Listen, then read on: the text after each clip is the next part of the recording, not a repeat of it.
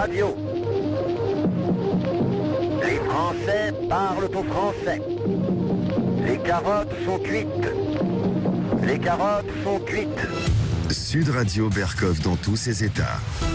Et pourquoi ? Pourquoi ne le dit-elle pas ? Pourquoi ne le dit Ursula von der Leyen, vous êtes présidente de la Commission européenne. Vous nous représentez, les 400 millions européens. Crois en vous, et moi le premier. Pourquoi ne dites-vous pas les contenus des SMS que vous avez échangés avec Albert Bourla, le PDG de Pfizer ? On est tous très intéressés. On a tous envie de savoir. Et de toute façon, avec Michel Rivasi, on va en parler.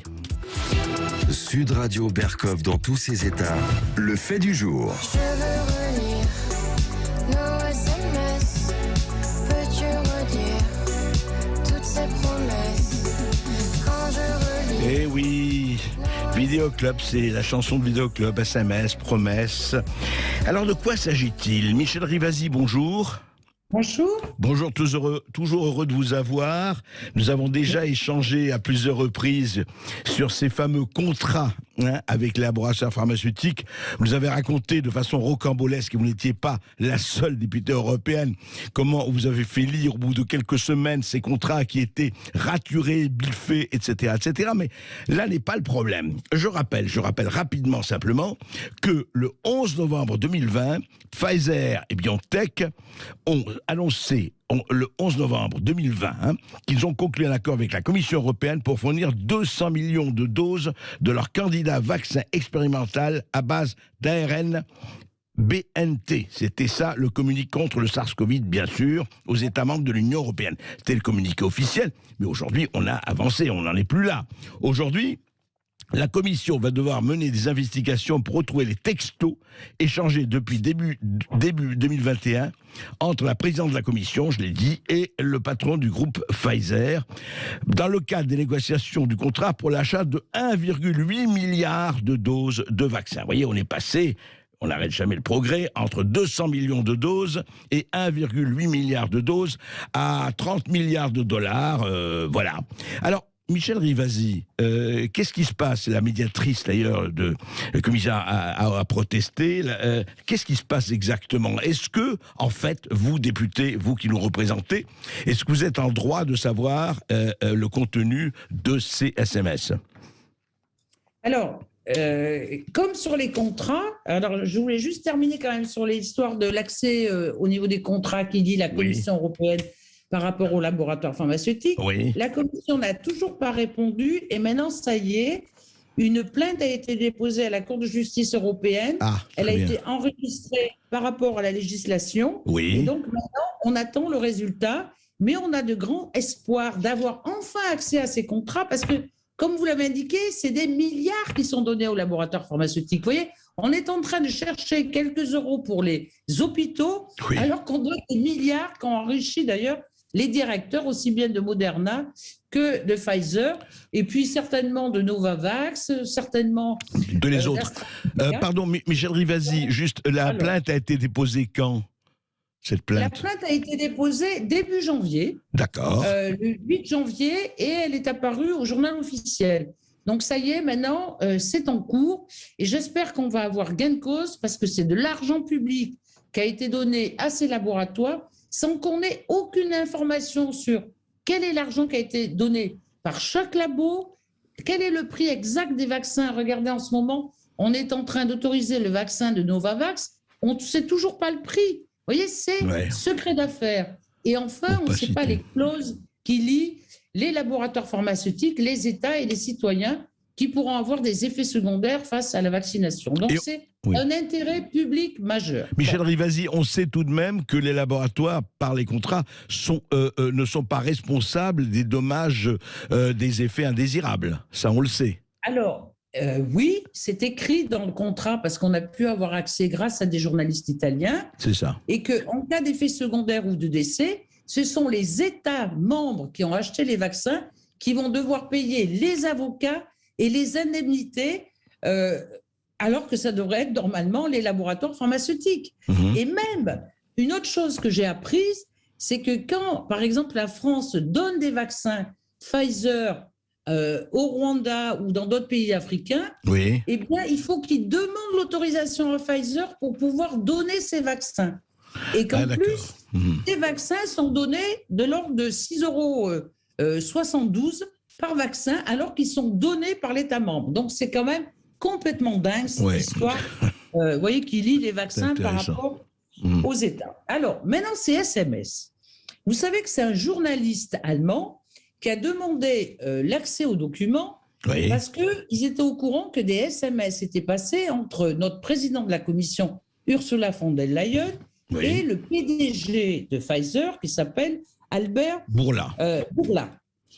Or, donc ils ont fait ça officiellement. Mhm. La commission répond en disant non, les SMS, ce ne sont pas des documents qu'on peut transmettre. Alors, il a porté plainte à la médiatrice, Oui. qui a regardé ça de près, qui a regardé la législation européenne et qui dit que tout document, que ce soit des mails, que ce soit des documents écrits ou des SMS, à partir du moment où, vous voyez, le portable appartient d'un point de vue professionnel, Oui, bien sont sûr. des documents qu'on doit transmettre. Et donc la commission a C'est refusé dans de- la législation européenne, dans la Commission européenne. Tout C'est à dans fait. Oui, Et d'accord. on ne dit pas qu'un document, que les SMS ne font pas partie des documents. Mhm. C'est le fond du SMS qui fait que ça doit être publié. Bien sûr. Et la médiatrice a été très dure. Elle a dit que c'est de la maladministration, que la commission aurait dû justement récupérer ces SMS dans la mesure où c'est un lien qui intéresse quand même l'Europe Ouais, oui. par rapport Et pour cause. à la commission et au président. Et ça montre bien que la présidente de la commission, elle est en lien avec les lobbies pharmaceutiques. De quel droit elle utilise des SMS directement avec un PDG d'une grosse entreprise comme Pfizer? Vous voyez bien qu'il y a un dysfonctionnement total. Non, pardon, Et- Michel Rivasi, elle peut dire que dans le cadre des négociations, elle peut justement négocier. Là, elle peut se défendre en disant oui, mais c'est à titre purement de négociation en tant que présidente de la Commission européenne. Oui, mais ce n'est pas elle la négociatrice. Oui, Et puis même si elle négocie, c'est quand même de l'argent public. on est bien Et que d'accord. donc, elle aussi, elle doit donner la transparence des SMS qu'elle Absolument. effectue avec un directeur. Parce que sinon, alors à ce moment-là, tout le monde fait n'importe quoi. C'est sûr. De quel droit la commissaire sur la santé n'est pas au courant que ce que fait la Des présidente- SMS de Madame von der Leyen, absolument. Exactement. Et elle a refusé, jusqu'ici, elle a refusé de donner ce contenu. Exactement. Elle a D'accord. refusé et la commission dans sa globalité a refusé. Et c'est pour ça que la médiatrice a été très dure. Elle a dit, mais c'est n'importe quoi ce que vous êtes en train de faire. Il faut absolument que vous donniez les documents. Et normalement, ils doivent donner une réponse vers le 26 avril pour qu'on ait enfin une communication de ces SMS. Le 26 avril, vous voulez dire dans 3 mois? Oui, il y a eu une limite qui a été donnée Oui, au fin avril pour donner la communication de ces D'accord. SMS. Et d'accord. si jamais on apprend que la présidente de la commission négocie directement avec le président, le PDG de Pfizer, alors c'est un dysfonctionnement total de la Commission européenne. Parce que d'une part, les États membres ne voient pas ce qui se passe, le Parlement est complètement exclu des négociations, et vous voyez bien que l'opacité profite à qui? Ben, profite aux intérêts privés. Et donc ça, Évidemment. c'est antidémocratique. Mais, oui. Attendez, on ne vous entend plus là. Oui, juste, Michel Rivasi, c'est très Oui. très important et grave ce qui se passe là-dessus.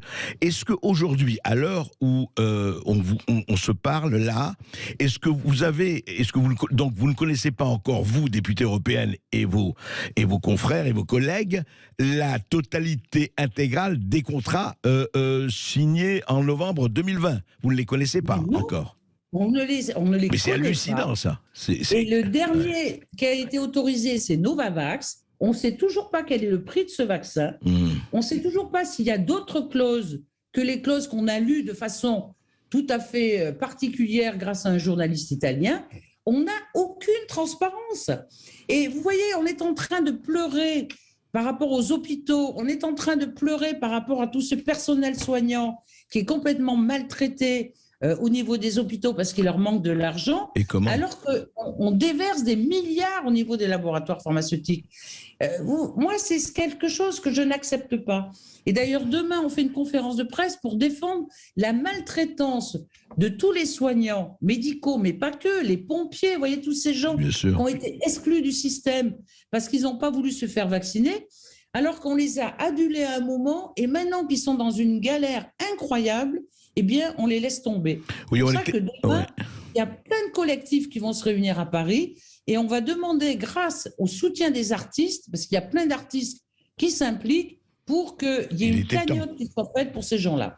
Oui, il était temps et c'est très très important. Il faut rappeler aussi que actuellement, les deux seules professions à qui on ne demande pas de passe vaccinal, ce sont les routiers, l'exemple du Canada, mais même avant, et les policiers. Hein, il faut rappeler ça quand Et même. les enseignants. Et les enseignants.